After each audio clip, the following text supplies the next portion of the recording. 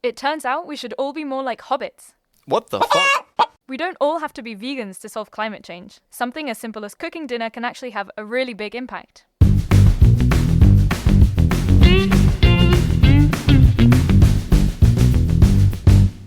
So, hi everyone, and welcome back to a fresh episode of What the Field. I'm Amelia. And I'm Christina.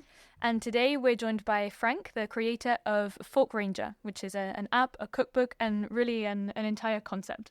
Frank, thank you so much for being with us here today. Yes, thanks for the invitation. I'm really excited. Great. So why don't you tell us a little bit already about, first of all, how you came up with such a cool name and what ForkRanger is for you? Well, the name came from a long brainstorm list of options, and I was just thinking about I was really focused on deforestation at that moment because I've just found out that our food is linked to deforestation much more than I thought, and to climate change in general. And then a park ranger is someone who protects the forest as a job. And then the fork ranger is someone who protects the forest with their food. So that's how the name evolved. Yeah, that's brilliant. I love the story. Yeah. How did the process begin for you of creating ForkRanger? And maybe for our listeners who aren't necessarily aware of what it is exactly, why don't you tell us a bit more about what it is? Sure, yeah. So it started when I always wanted to do something about climate change, but I didn't really know how. I'm not a very technical person, and I thought I had to do something with solar panels or windmills. But then at some point I found the drawdown where scientists calculated the most effective solutions for climate change. And 11 of the top 25 solutions in the list at the back of the book were about food. And that was a complete surprise to me. And then especially the number 3 and 4 solutions were reduced food waste and the plant-rich diet. So at that moment, I thought, okay, then this is something that I need to take more seriously. But I was a bit frustrated with vegetarian recipes. Every time I went on Google and I tried to search for things, it was a quinoa salad or something just that wasn't quite my thing. So then I thought this should be easier. I want to make it easier for myself and my friends. I'm going to make my own recipes. And that's how it started. And it grew into it grew a bit bigger, and then I wanted to make a cookbook. And then at the same time, I had all these questions that most people have when they start eating sustainably. What about avocados? Or what's the deal with soy? And I bundled sort of these questions, the answers to these questions, into the book as well. And so it became sort of a project to answer 2 questions. What can I do about climate change? And what should I eat tonight? And that's what ForkRanger still is. We try to answer those questions by translating the climate science into easy infographics and tips, and also providing recipes to put that knowledge into action. And we do that with the book, but also with an app where you answer a daily question and then you unlock a recipe. And we have a seasonal calendar to eat more seasonally. And in the meantime, also, I met Marijke, who's now my co-founder, and we have a whole team of awesome volunteers who help us make all of this happen. That's amazing, Frank. And I love that you're working on this side of behavior change and not kind of blaming people, but making it a bit more accessible, that it's sometimes difficult. But sometimes I feel we're kind of preaching the believers, and it's difficult to get this huge other part of society that maybe doesn't make the connection between climate change and polluting and food. Right? Because food is something that it's really dear to all of us. And once you touch it, once you talk about pollution and climate change on transport, on fuel, on electricity, things like that, people understand maybe, but not so much on food. And how do we get out of this kind of conscious bubble and spread the word that food has a lot to do with polluting outside of our inner circle? Yeah, that's a great question. You touched on a lot of critical issues there. So there's 2 parts to this, I think. First of all, what you touched upon with the electricity and transport, that's something that it's quite tangible for people. But I think we have to tell the impact of food in a different way. And what I found most useful is to connect it to land use, because that is the biggest part of the impact of food. And I think it does take a little bit more education or different story maybe, but it does make sense in a way that we need land to grow food, and that has an impact. So what we eat shapes the land that we live on. And I think bringing us back in touch with that idea makes it easier to understand why some foods have a much bigger impact, because you need, for example, a lot of space to grow feed for animals. But also, I think it helps us to get back in touch with the fact that food comes from nature, which is an exciting thing, and also makes it more fun to be in touch with food. So I think that's sort of one part. It's a big puzzle, of course. How do we tell that story? But I think that's important. And the other thing that you touched on is how do we spread it to the bigger group and not just preach to the choir. At the beginning, when I wrote the book, my goal was to reach sort of the big middle group of people who are interested in climate change, who are open to eating less meat, but they just don't know how to start. Sometimes those people, they find the book and they're very excited and it helps them, but generally they're very hard to reach because they're not yet actively looking for solutions or answers. But the people who are super excited and are sort of the ForkRanger fans now are the people who have already started and are doing something, maybe still figuring things out a bit with how to eat sustainably. But what was a really nice surprise is that a lot of people bought the book as a present for others. And some companies also used it as a Christmas present for their employees. And in this way, I think it spreads that we can use them as ambassadors to then spread it to their network. And since then, I've sort of accepted that we're not going to reach the masses, but we have to empower the people already doing it so they can reach their friends and family. Because that's also what I see in my own network, is that a lot of this behavior change has to go through relationships. You can't just take in some outsider, tell people a bunch of facts, and then they will start changing their habits. It's the people around you that influence everything. So it's been a lot easier also since accepting that and sort of finding our role that, okay, our goal is not to reach everyone. Our goal is to empower the people who want to change, and then they will do the rest. And from what I hear from you, it's also about creating an amazing experience so you can empower them, right? Because we believe so much in our product that we go with it like, you need to create an impact, do this. And maybe it's about thinking how to create an amazing experience that has impact. And that way people would choose you because of the experience and also have impact. But we cannot ask people just to choose or your book or buying through crowd farming or buying directly to the farmer if the amazing is not awesome and as awesome as other experiences, right? Yeah, that's a great point. I think a lot of sustainable startups, they start with a sustainability problem, but in order to be a business, you also need to solve a user problem. And that's I think the challenge a lot of times. And in our case, I think sort of the user problem we try to solve is the confusion around the impact of food, the recipes. And then, like you said, you want to create a good experience. And for example, some people have told me that they like cooking from the book because in between all these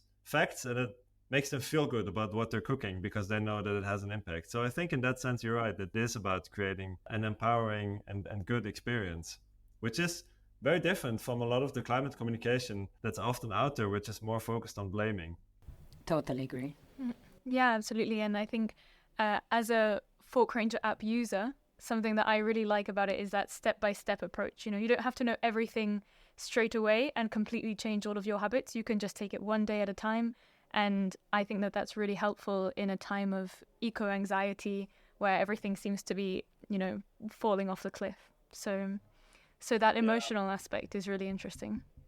Yeah, that's it's so important with behavior change to start small and also to be not so hard on ourselves, because on the one hand, we have a lot of people who do nothing, who we need to get into action. And for those, we need to offer small steps so they're not scared to start.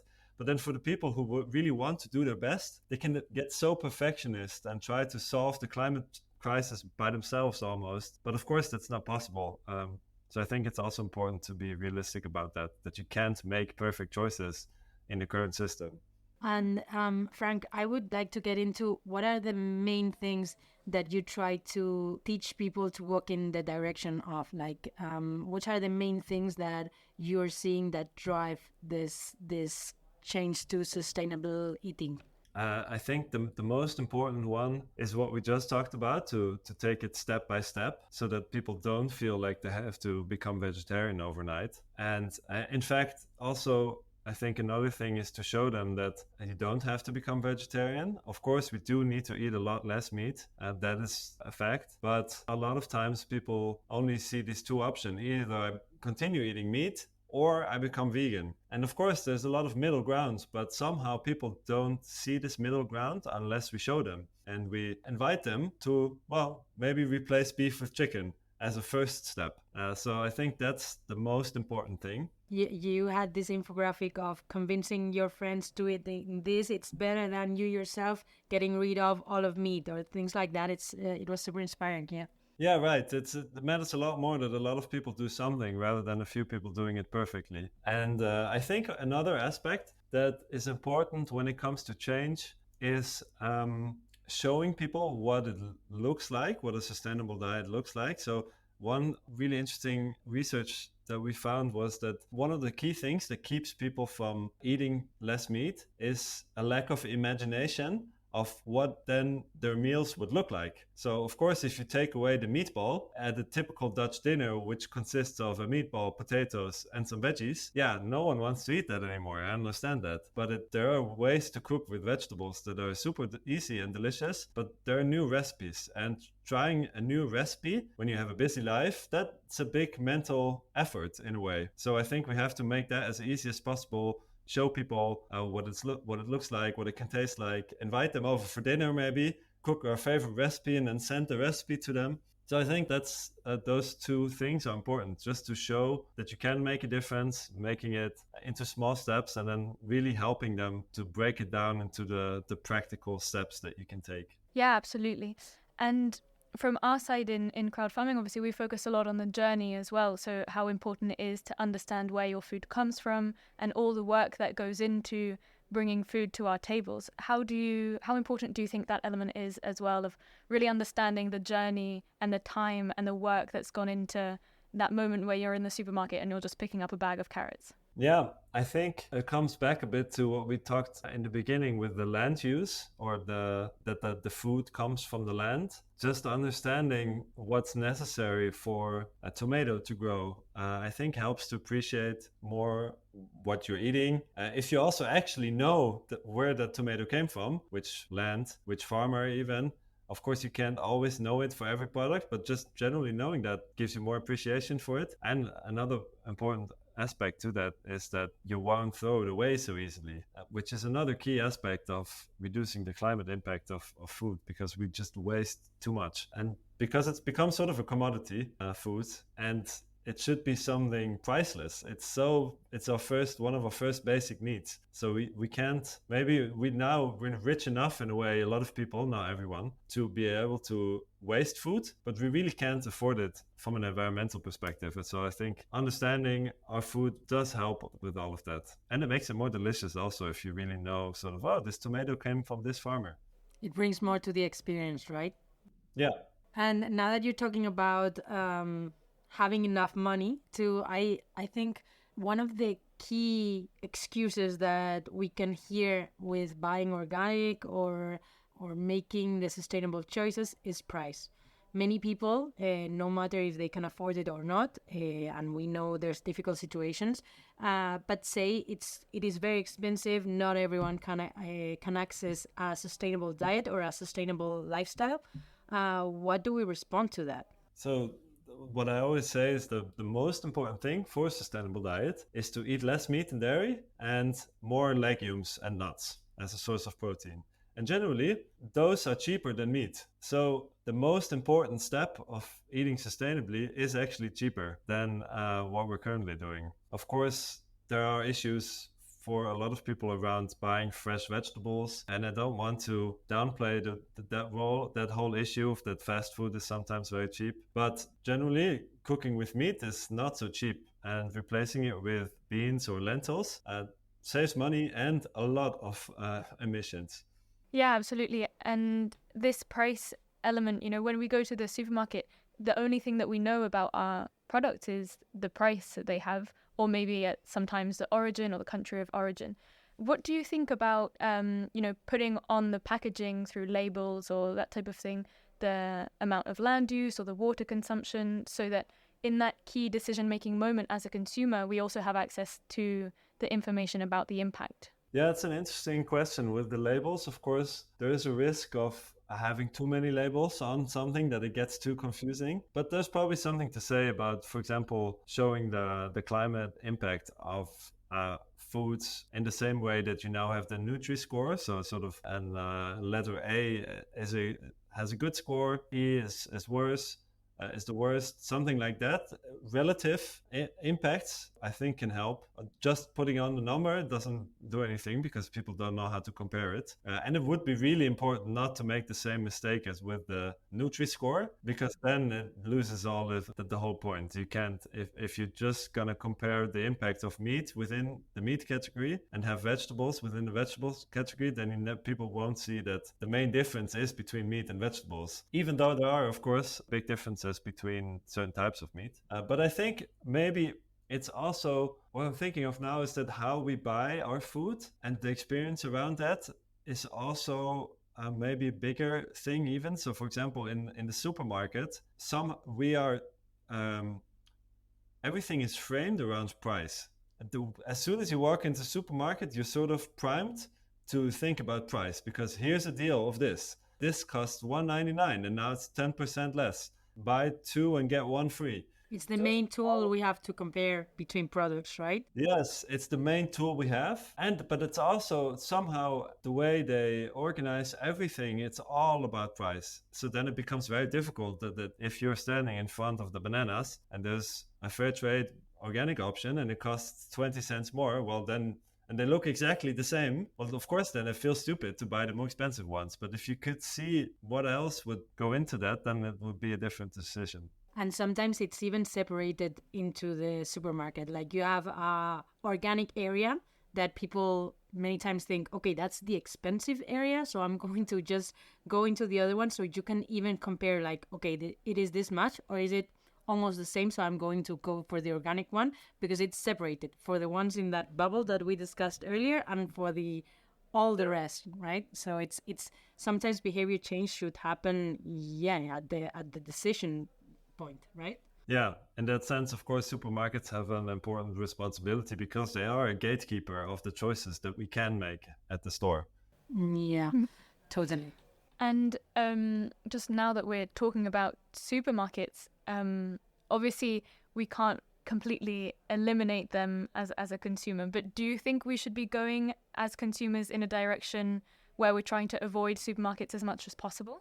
Yeah, it's a tricky question because supermarkets are the most convenient way to buy food at the moment. It's the place where you can get all the ingredients in one go. So if that makes it easier for people to eat healthy food and cook for themselves, then there's something to say about that. But at the same time, of course, there's so many issues with price and also just power imbalances between farmers and supermarkets. And also the problem with supermarkets is that they're so big that they need to be extremely efficient. So there's no room for errors or the inefficiency that comes with farming or sort of the differences or the weird shapes that vegetables can take on. In the supermarket, everything needs to be streamlined and efficient like a machine. And I think that is an issue with food. So we do always give advice that people can put into practice at the supermarket so it's not exclusive to people who go to farmers markets. But I'm also, for myself, trying to do this more often, is at least instead of just, again, going all or nothing, maybe go at least to a market once a week or once every so often, or try to buy some products at a farm or finding a different place where you can get more in touch with where the food actually comes from. I think that will already have benefits, even if you don't buy all your groceries at those places. And Frank, what are the kind of main drivers for you to choose what topics to discuss? It is mainly comparing alternatives that a user may encounter when they're deciding what to cook, or is it also health? So what are the drivers of all of the information that you're creating and making accessible for users? We find health important, of course, but it's not our main field of expertise, so we don't sort of explicitly talk a lot about it. But in the recipes we create, we do at least try to take into account what generally makes a healthy meal with enough vegetables and not too processed, all of that. But overall, the main thing we do is, on the one hand, we try to look at the science, sort of which decisions matter the most, where does the consumer have the biggest influence on the environmental impact of food. Generally, that is, first of all, the carbon footprint of food, and that the biggest influence on that is whether it's animal based or not. So that is, of course, where we focus a lot of attention. But then also the questions that come up with people. So, for example, packaging and local food is something that often comes up.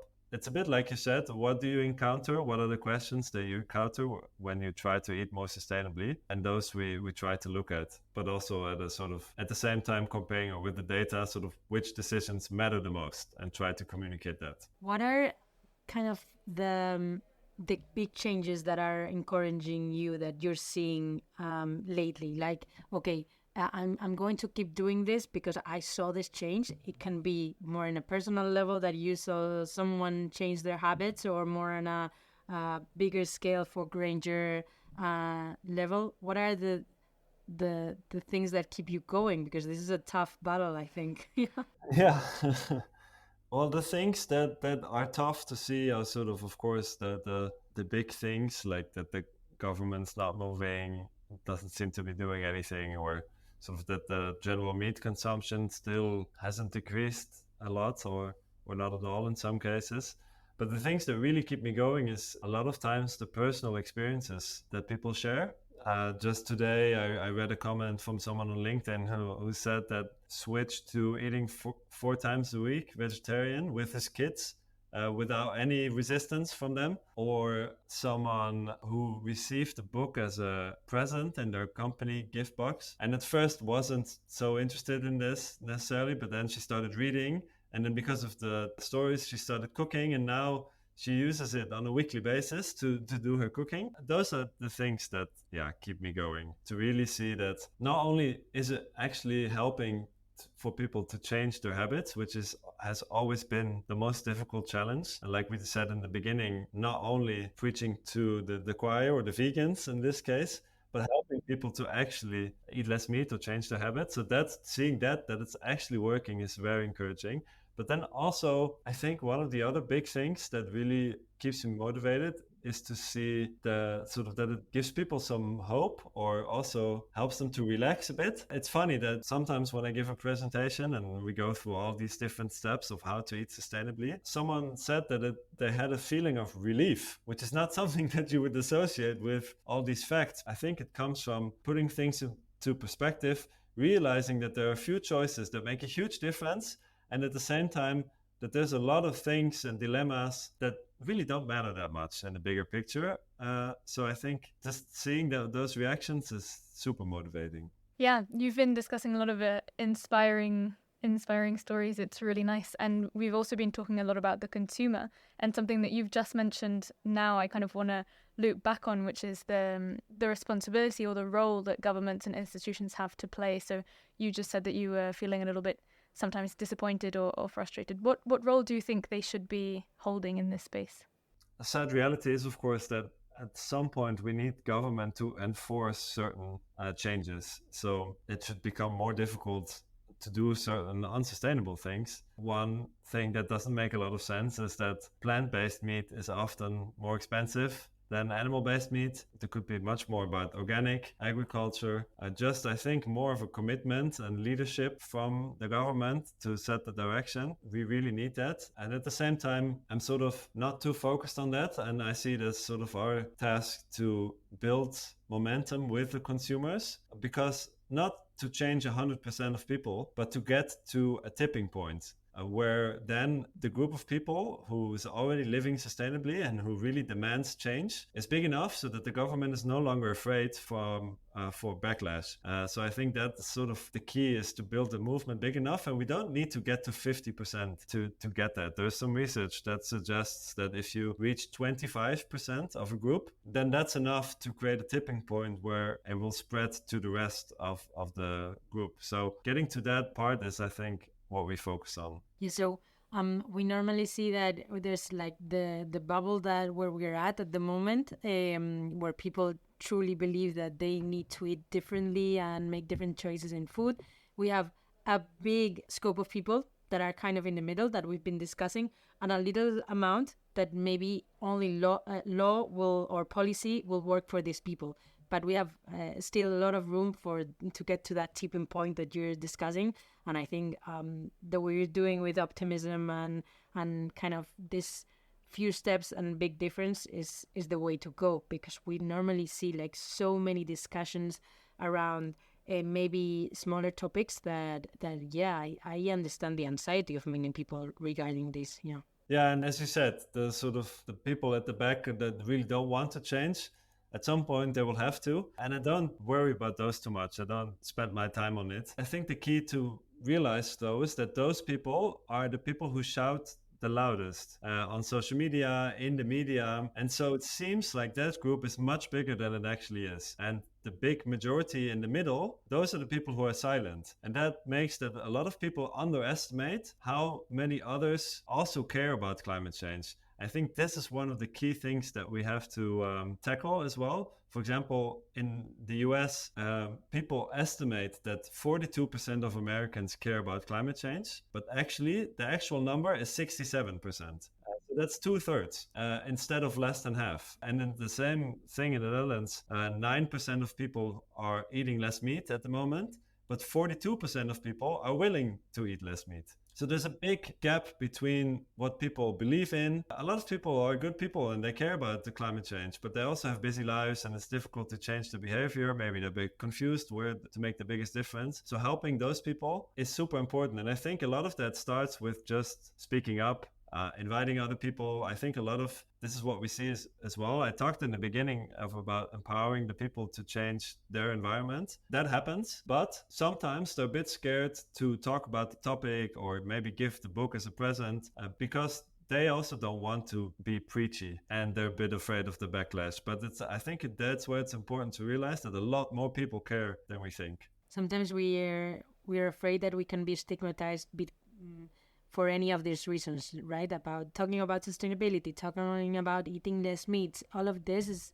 has kind of an identity attached to it that maybe it's something we need to break to enable behavior change. Yeah, the identity part is people want to eat less meat, but they don't want to be seen as vegan. I've literally heard this from someone. And I think that's where we try to provide an alternative. And then once people see that, it's quite easy. Yeah, most of the people that I speak to or the people that I sometimes interact with have this mentality of if they were presented with a more sustainable lifestyle, they would say, yeah, sure, but they're not necessarily actively going to go look out for it for all of these things that we're mentioning, right? So that's why I think that ForkRanger is also such an interesting tool, because it really brings in that sort of easy access to these topics. So yeah, thank you so much. Just for a bit more of a lighthearted few questions.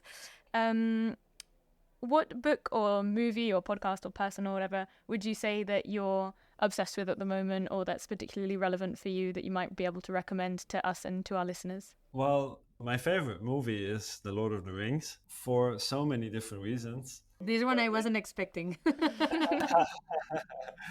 Yeah, and there's two reasons I would recommend watching The Lord of the Rings. First of all, the hobbits, they are sort of the perfect way of showing how not to live as a consumer. I always end my presentations by saying we need to be less consumer and more hobbit. They just live such a joyful life, focus in harmony with nature, a lot of pride and joy from farming or taking care of the garden.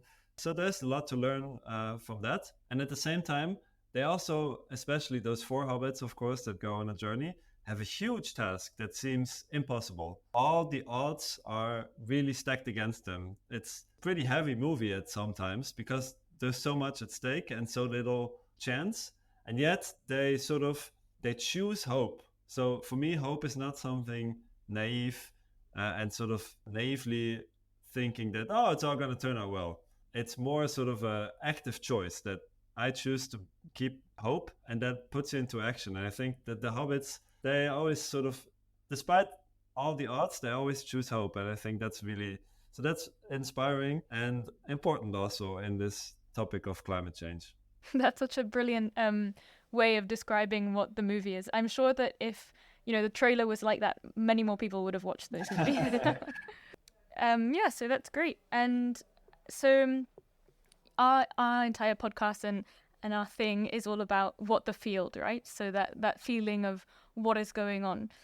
So to finish on that kind of note, what is one fact or interesting thing that you've learned on your journey from being part of ForkRanger, etc., that has really made you think, what the F? Oh, there's so many of them.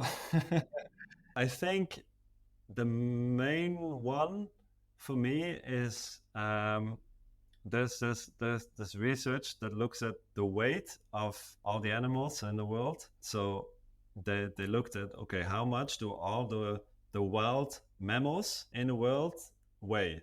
And of course, this is what we see on BBC and all these nature documentaries. This is sort of our image of planet Earth. There's elephants and zebras, gazelles, all these beautiful animals. And they together weigh, I think it was 3 billion kilograms. But then they also did this for humans, and they're unsurprisingly a lot heavier.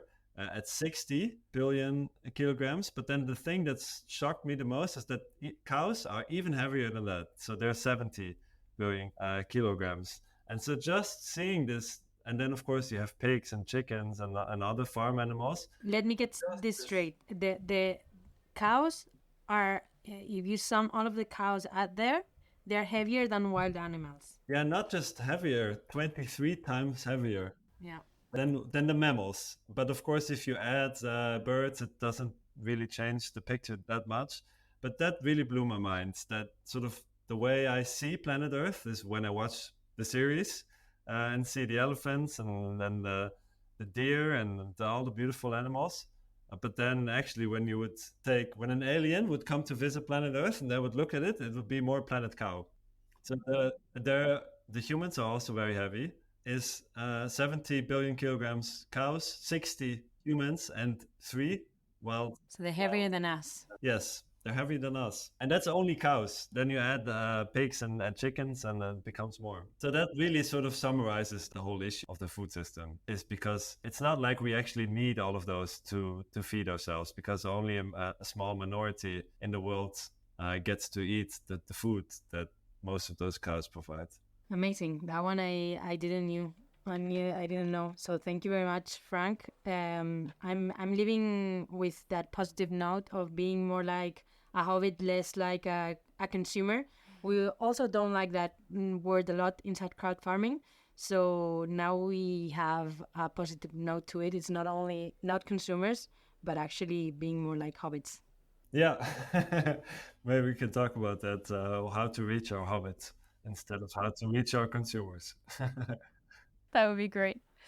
Great. Well, Frank, thank you so much for being with us today. It's been an absolute pleasure talking with you, and I think it's always nice to discuss these topics with people who have chosen hope, because it's so much more inspiring than the doomsday approach to climate change, right? And for any of our listeners who struggle with the question of how to solve climate change and what to have for dinner, which is an old age question, I definitely recommend checking out your app, the ForkRanger app. So yeah, thank you so much, and hope to be in touch with you soon. Thanks a lot for the nice conversation and everything you're doing as well. Great. Bye.